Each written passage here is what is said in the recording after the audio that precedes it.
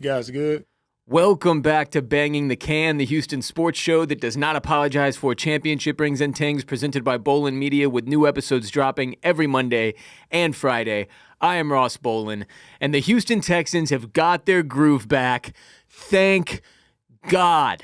The Texans crushed the San Francisco 49ers at home 26-15 to improve to 3-4 on the season, and this was a much needed win that frankly should have ended with a larger margin of victory.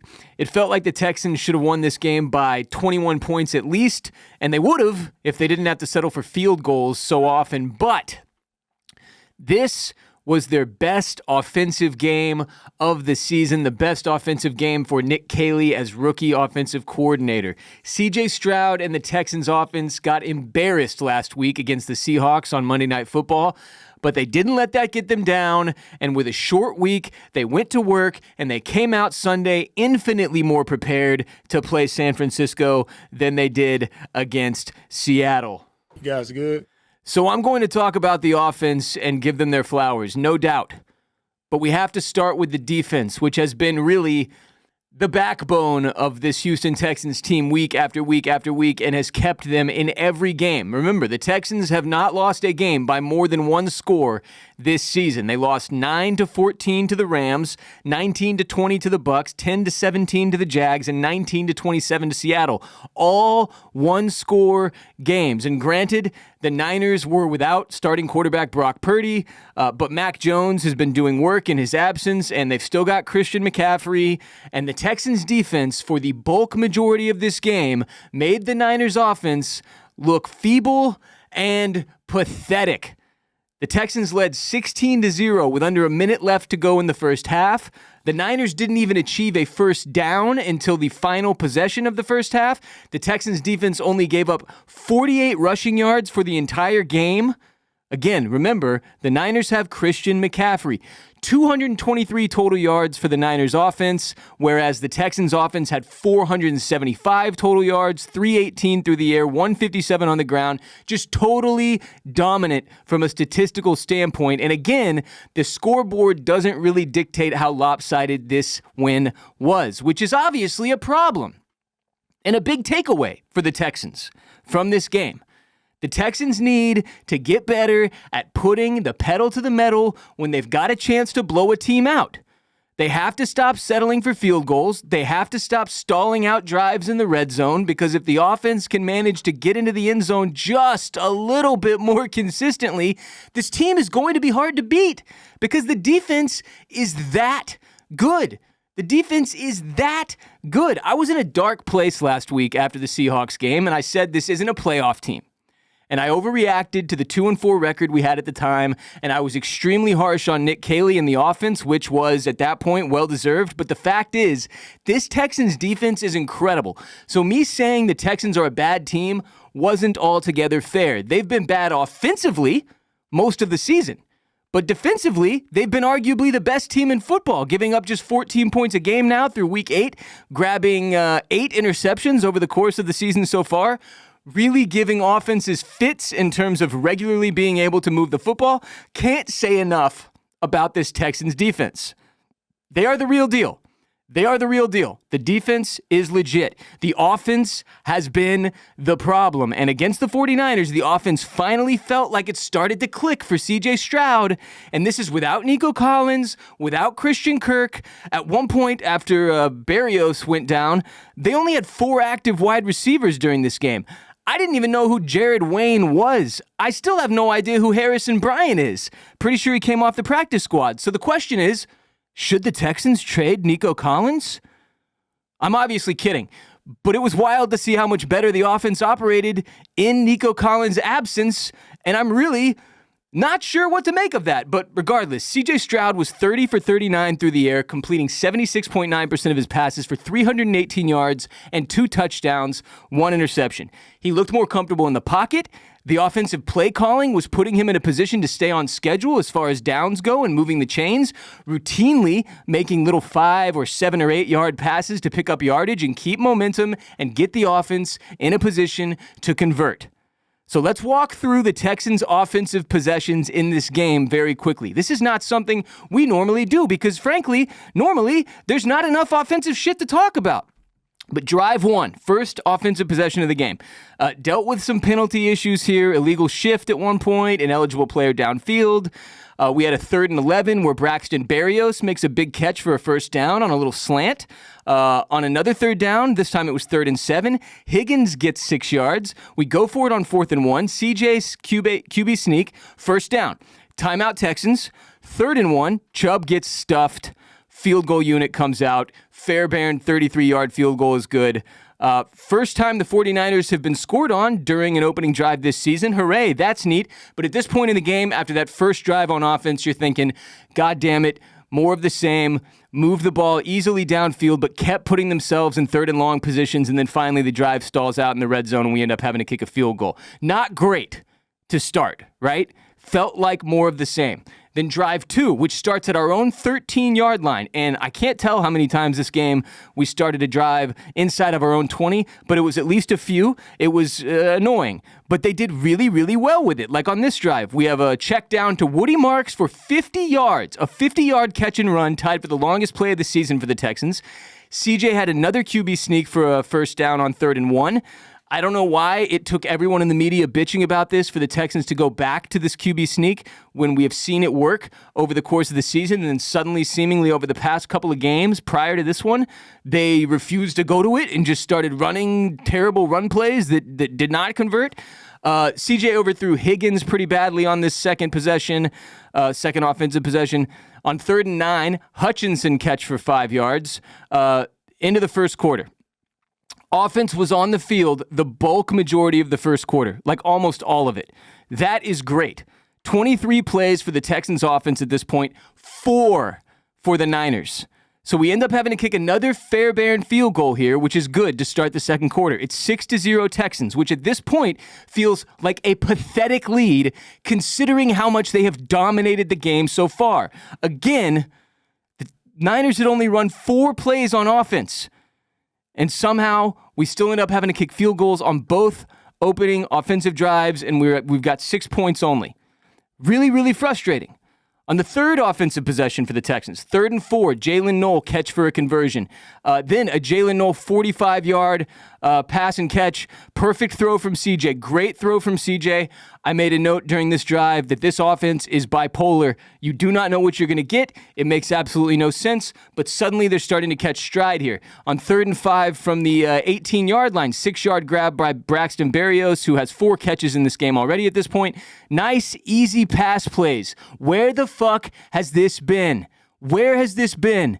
They're unlocking something here with these quick, easy little slants or outs. Like, that's what we need more of, and finally we're getting it. Touchdown pass from Stroud to Higgins over the middle, wide open. Finally, we get 6. Texans lead 13-0 after the extra point. In their 4th offensive drive, at this point, the Niners do not have a first down. In this game, they do not have a first down. They punt again. So there's 5:52 left in the half, and these fuckers have yet to achieve a first down. They have run 8 plays on offense. 8. But again, we're only up 13-0. The game is far from over, right? But we have possessed the ball 19 minutes and 12 seconds at this point when our 4th drive of the game starts. The Niners have had the ball for 4 minutes and 26 seconds on offense. There's 5 minutes and 52 seconds left in the half. We are completely dominating this game. We have a 3rd and 3 situation. Ball gets tipped at the line. 49ers holding, gives us a first down. LOL. That was fucking hilarious. We never get breaks like this. We finally got one. We have not had a lot of good breaks this season. It feels like we've been on the wrong side of a lot of breaks like that. But finally, we get one here that keeps the drive alive. Stroud to Hutchinson for 18 yards. Stroud reads the blitz perfectly, avoids a sack, rushes for a first down himself. We have a holding on Scruggs. We're moving the wrong direction in 49ers territory, 2nd and 20. Berrios makes his 5th catch of the game for 6 yards, 3rd and 14. Screen to Ogunbowale to get to 4th and 6th. Fairbairn's 3rd field goal of the day is good. Texans lead 16-0. 58 seconds left in the half.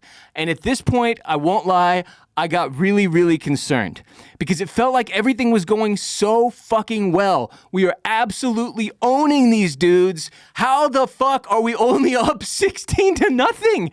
How? How have we had to kick 3 field goals already? So frustrating. But at the same time, you're like, fuck it.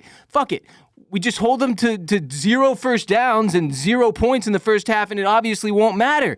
But you felt like maybe, even the commentators said, how big it would be for the Niners to finally put some points on the board, that none of this first half will matter if the Niners can score here.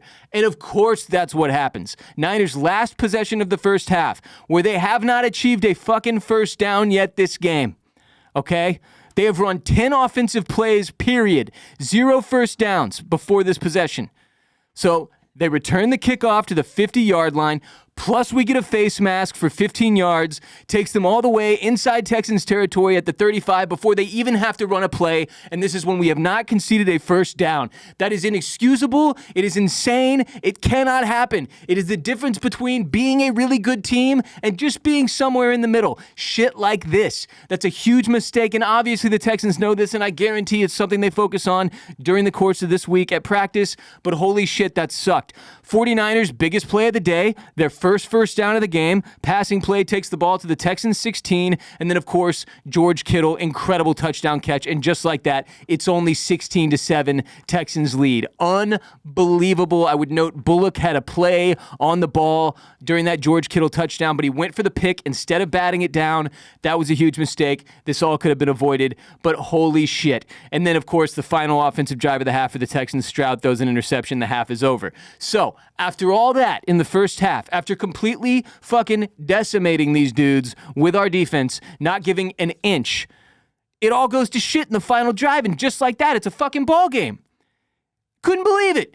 But at the same time, hard not to see it coming, right? So to start the second half, Fairbairn fails to hit the ball to the landing zone on a bizarre squib kick, so the Niners start the second half at their 40. I don't know what's going on with Fairbairn and kickoffs, but somebody needs to fucking figure it out and get it together. Regardless. So the Texans' first offensive drive of the second half, their 6th of the game, I think. Berrios gets hurt. The Texans are now down to 4 active wide receivers. We get a 3rd and 5, Jalen Noel catch for a first down. That's Noel's 4th catch of the game. He had a solid game. Another 3rd down conversion, this time to Dalton Schultz. We had a Hutchinson 18-yard catch for a first down. 3rd and 7, Hutchinson catch and run for a 30-yard touchdown. Huge. But again, as a note, the offense keeps getting into positions where they're in 3rd and long, and totally unnecessarily sometimes. Kind of a bummer. So huge touchdown there for Hutchinson. Then the Niners have a good drive to respond. They get a touchdown and the 2-point conversion. Suddenly it's 23-15 and a 1-possession game, an 8-point game.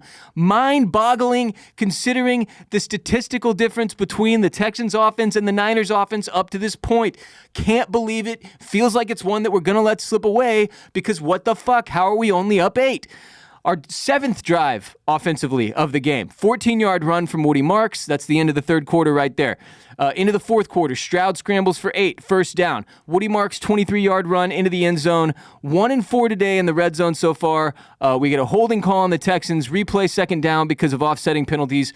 Stroud almost gets sacked, finds Woody Marks for a 5-yard loss. Got to throw the ball out of bounds there. Don't know why we're going to Woody Marks in the flat on a possession where he clearly has no possibility to move the ball forward. We get into a 3rd and 17 here. Draw play to Agumbawale. Field goal unit comes onto the field, 26-15 Texans after another Fairbairn field goal. You've got to be able to convert. Thankfully, our defense is phenomenal. Niners have to punt again. 8th offensive drive of the game for the Texans. 8 minutes left in the game. 8 minutes, that's it. Just got to lock down for the final 8 minutes. We get a Higgins 5-yard first down catch, a screen to Noel that's a total bust. Texans' first punt of the day, but it's downed all the way at the 1. Shout out to Tommy Townsend. That was huge. And then, of course, we get a Kamari Lassiter interception that all but seals the game. So the final offensive drive of the game, the Texans just eat clock with runs, and they punt with 1 minute and 2 seconds left on the clock, something like that. Outstanding job, offense. Look, the offense did an outstanding job, as DeMeco Ryans loves to say. Outstanding job, offense. CJ Stroud was not sacked a single time. That is enormous. That is a huge part of the reason that we ended up being able to win this game. Were there still flaws in the offense? Of course. But did it look like they actually had a cohesive strategy for moving the ball and making sure that they had momentum in the right direction and that they could convert first downs and move the chains? Yes, finally. Again, I would note it felt like a lot of these little short, quick slants, getting the ball out of CJ's hand, not these long developing routes that take 5 fucking seconds before anybody gets open. Those were huge. The little pass plays, picking up chunk yardage. And yes, they refused to abandon the run game. They really stuck with it. I think they rushed the ball 30 times this game. They had some success on the ground. It was a balanced attack. Good things, all good things. Outstanding job, offense. You have to note how banged up the 49ers are. It's not just Brock Purdy. They were missing dudes on every possession. You saw another Niners defensive lineman or offensive lineman or defensive back go down. They were getting destroyed by injuries.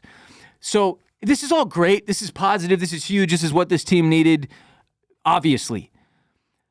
But you also kind of have to take it, with a grain of salt because this is not a full-strength Niners team. It's not a full-strength Texans team either. People keep bringing up Joe Mixon to me, who apparently was at this game and was seen wandering around the box suites or whatever. That's huge. We've identified that Joe Mixon is indeed alive and well and somewhere. I don't know about well, but he's moving about. Don't know what to make of that. But yeah, the Texans are missing guys. Yes, we were missing Nico Collins. Yes, we have been missing Joe Mixon all season long. Yes, we were missing Christian Kirk. Defense mostly healthy. But it's a good win because every win is a good win. But we should have never given them a chance here. It still feels concerning that they were ever in striking range, the Niners. Like, we should have been up 21, 23 points, 20, like somewhere in the 24 points. We should have had a fucking insurmountable lead. And yet somehow we didn't, and it sort of came down to the wire totally needlessly. So I'm very thankful that this was an actual fun game to watch. Maybe the only one this season so far. Maybe the second of the season so far. That was it was fun to watch the Texans on both sides of the ball. I could trust that the offense wasn't going to come out and just completely shit the bed and make me want to rip all my hair out of my head while I was watching. So it's a great win, okay? Outstanding job, offense. Outstanding job, offense. You did it. But you still kicked too many fucking field goals, and everybody knows that. Nick Caley knows that. CJ Stroud knows that. I'm happy that they're happy. I'm happy that they're happy with the win. I'm happy that we got something good to feel good about going into week 9 or wherever the hell we're at now. That was week 8, right? Pretty sure, yeah. So that's all good. That's all good. But there's something weird going on with this Texans team at this point, too. If you watch DeMeco Ryans' press conference, from which I'm pulling these random sound bites, he seems to take issue with the media and the way that the media has covered this Texans team this season. Like they've been too negative and harsh. And I'm a little weirded out by how we got here. You guys good? I am good, just for the record. But when we're losing, when we start 0-3, what did you think was going to happen? I'm just confused. I'm not trying to attack DeMeco, and I realize this is what these guys do for a living. It's their jobs, right? And when your shit at work is going poorly, it sucks. It wears you down. And most of us have jobs where if we do a terrible job, the public is not flaming us for it. We don't hop on social media and see people ripping us left and right for the fact that we forgot to file our TPS reports on time or whatever. I get it. But I also get that that's an element of professional sports. I also get that that's an element of entertainment in general, right? I check my mentions on Instagram right now. I got a whole bunch of people telling me, stay on that side. You're a fake fan for talking shit about this team when they have bad games and that they never want to hear from me again because the Texans are good now. That's insane.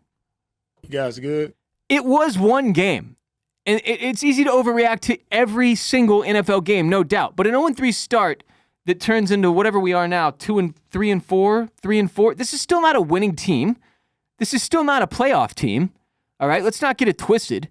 And this is still a team that is in third place in their division. The Jacksonville Jaguars are 4-3 ahead of us, and the Indianapolis Colts are 7-1. There is no room for error. There is no room for needless losses that should have been wins, of which the Texans have far too many this season. And this game could have turned into another one if things had gone, just one or two breaks the other way, and we lose. So for DeMeco, it's a little bit different. I'm going to talk to two different groups here. One, to the fans who are like, you're not a real fan if you say bad things about your team. What the hell is wrong with you? I would argue the complete and total opposite. If you're totally cool with your team losing, what the hell is that? What kind of fan are you? You're the crazy one, not me. You guys good? I'm good, not you. Don't come at me like that. That's fucking crazy. People being real about their team does not make them a bad fan. And this team, as it sits, has been a disappointment to everyone, including themselves, which is, in my belief, why DeMeco Ryans has been as frustrated as he is with the media. For one, he's mostly had overwhelmingly positive coverage through his first two seasons. The media loves this guy, and CJ Stroud, and Will Anderson Jr., and this Texans team on the whole. They've been extremely positive when it comes to covering the Texans and giving DeMeco Ryans the credit that he is due for turning this franchise around. But when you stumble out of the gate in Season 3, where people are expecting you to take a step forward, a leap forward, whatever you want to call it, and become a legitimate playoff contender, and you come out and shit the bed and start 0-3, what do you think is going to happen? When you're losing winnable games, when you're losing games to teams you should be beating, like the Jags, for example, what do you think is going to happen? You just expect us all to sit back and take it on the chin and not be upset by that? That doesn't even make sense. Like, the Rams loss, in hindsight, is not a bad one. Good game, two teams battling it out, weird defensive standoff, 14-9 loss, Rams win. The Bucks win, or the Bucks loss, rather, is not a bad one. You lose by 1 point to another good team. The Bucks have been solid. The Jags loss is a bad one. Putting up 10 points against the Jacksonville Jaguars is embarrassing, okay? Losing 17-10 to the Jags, a division rival that you are supposed to be better than, is embarrassing. That's a bad L. So the Seattle loss was a bad one. They didn't look prepared. This is Monday Night Football. You had a bye week. You had 15 days to prepare for this game, and you come out and lose 27-19, where you look terrible offensively again. Look, this team has given the media and the fans every reason to be frustrated and upset. So I don't really know what's going on with DeMeco there. You guys good? Talking to the press like that, I'm not in that room, so it's not me he's talking to. I don't give a fuck. It doesn't mean anything to me one way or the other. I'm going to come in here and do the show the same way I do it every single week, which is exactly what DeMeco is saying, that he doesn't care what anybody else says. They're going to come out and prepare the same way every single week. And I got to tell you, DeMeco, that doesn't make any fucking sense to those of us who are watching this team. Because if y'all are preparing the same way every single week, no matter what, why in the hell is there such an insane variance when it comes to results, especially on the offensive side of the football? That's the only question anybody really has at this point. What the fuck is going on with this offense? That's the only question anybody's really asked all season. And yes, maybe some of us, like myself, who are passionate fans, who love this team and want to see them win, have gotten a little bogged down in the offensive shortcomings, and as such, have judged the entire team a little harshly. But, games like this one make it a little bit easier to see that. The defense is phenomenal. The offense has been the problem this whole freaking season. Every single game, the offense has been the problem. The offense has been the reason we lost. None of these losses have been on the defense. No one can argue otherwise. Defense is what DeMeco does. So maybe that's part of the reason he's got a little bit of a sour attitude towards the media, because the way he sees it, like, hey, I'm fucking killing it. My defense is kick-ass. The offense is the problem. But DeMeco, you hired Nick Caley. You hired a first-time offensive coordinator to be the second first-time offensive coordinator that your franchise quarterback, CJ Stroud, has to deal with. And that led to an 0-3 start in a season that, by and large, so far has been extremely disappointing for fans who want to see their team compete for an AFC championship, which we are clearly still a couple few steps away from at this point in the season. There are a lot of games left to play, 10 of them. So there's still time. And there's still room for improvement, and there's still a chance this team can turn it around and make the playoffs somehow. But the more wins the Colts stack, the more frustrated this fan base is going to get.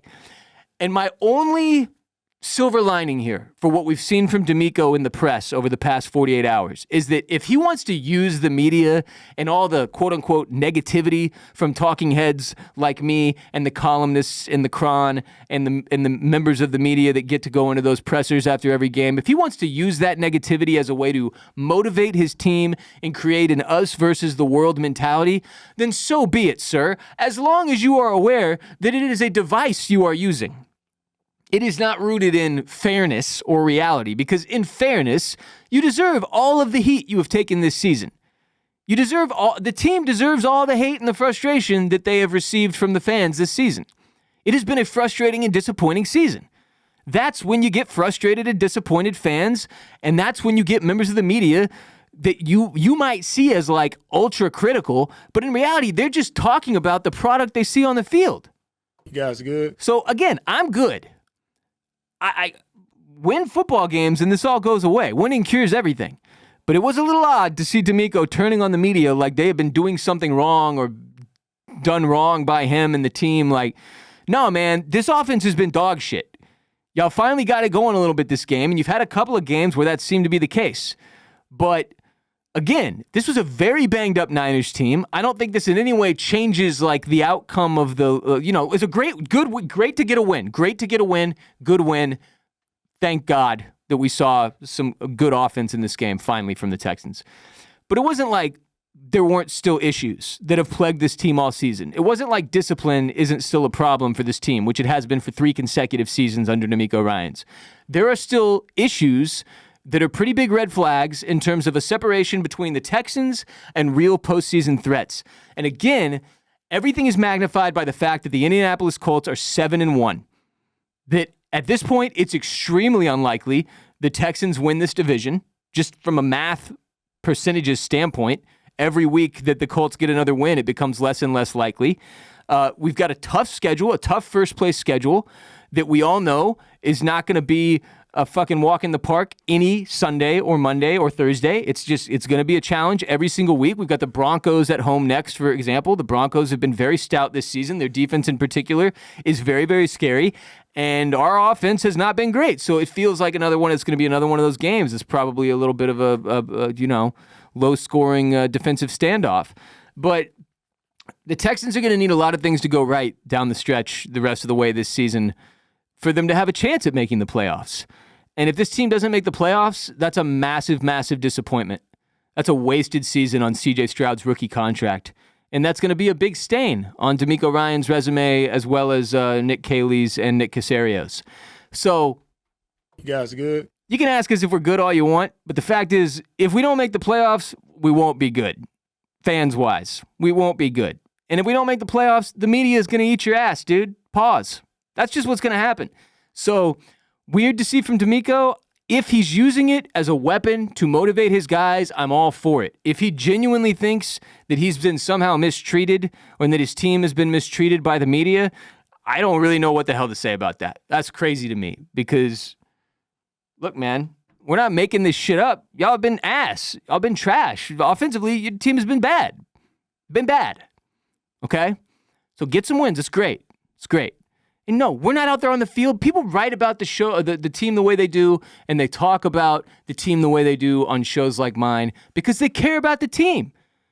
I'm not in here doing this like I'm some fucking football expert who knows how to fix the Texans, that if you put me in at head coach, I could turn it all around and have these dudes winning, or if you put me in offensive coordinator, no, but that's not my job. I'm just a fan. My job is to enjoy what happens on the field or hate it and then talk about it and do my best to make sense of what I'm seeing. That's what my job is. That's what the job is of all those people in the media room as well. They just have to do it with journalistic integrity where I can come in here and say fuck, shit, piss, balls, cock, and a bunch of other random nonsense that may or may not make sense because the goal of my show is also to be entertaining. And I'm aware DeMeco was not talking to me when he asked. You guys good? But I just want to reiterate, weird vibes between the coaching staff and the media at this point, especially after a week where it didn't seem like anybody on this team could answer a question and be on the same page as other people answering the same question, whether it be, DeMeco Ryans and Derek Stingley Jr. offering strange rebuttals to each other within the media, or Frank Ross saying weird shit about the special teams that didn't make any fucking sense to anybody. Weird week, good win. We're all thankful for that. Huzzah. 3-4. It's still a losing record. You're still 4 wins behind the Colts. You're going to need them to go on a losing streak, and they're not playing a first place schedule like we are. So they're going to have to continue to beat good teams. They're going to have to continue to pray for some breaks like the ones we caught in this game with all the injuries and at some of these calls. I hope they do. I hope it continues to go well. I want to see the team win very, very badly. I want to see the team make a postseason run very, very badly. I want to see the team over the course of the regular season continue to take steps in the right direction so that it looks like they might actually be able to compete in the postseason against teams that really have their shit together. I want to see Nick Caley continue to get more comfortable as offensive coordinator. But frankly, through the first 6 games of the season, nothing about the offense made it feel like Nick Caley should have that job. So this is one game that you could take that argument in the other direction. But you're going to need more. You're going to need a lot more. That will do it for today's show. Remember, we have new episodes dropping every Monday and Friday on all the podcast platforms, as well as youtube.com/@bangingthecan. If you are watching on YouTube, subscribe, hit the like button, turn on notifications so you get notified immediately every time we drop a new episode. And then leave me a comment. What was the thing you were most encouraged by in this Texans game? Maybe it was a play, maybe it was a possession, maybe it was a certain scoring opportunity. Or what was the thing you were most discouraged by during this Texans game against the 49ers? Leave me a comment in the comment section if you were watching on YouTube. Do all the other things. Those are very important to help us grow our show. If you're on Apple Podcasts, give us a 5-star rating and write a couple sentences in the form of a review. That helps us a lot as well. If you're on Spotify watching or listening, remember you can watch or listen on Spotify now. Give us a 5-star rating. And on that note, please share the most unapologetic Houston sports show in existence with your friends and family. Follow us on social media at Banging the Can on TikTok, Instagram, Twitter, and Threads at Banging the Can. When you see our shit on social, like it, comment it, share it, put it up in your Instagram story. All those things help us as well. If you like what I'm doing and you want to see me be able to continue to do it, I need you to do all the things I just asked you to do, because that's the only way the show will continue to grow, and hopefully eventually I can monetize it, because I'm a grown-ass man with 2 kids coming up on 40 years old, and I can't just be doing shit like this for fun with as much time as it takes to create it and record it and edit it and market it. So I'm Ross Bolen. You can follow me on Twitter and Instagram at WRBolen. I'll be back Friday to discuss the results of Rockets-Nets and Rockets-Raptors. Until next time, H-Town, stay down. You guys good?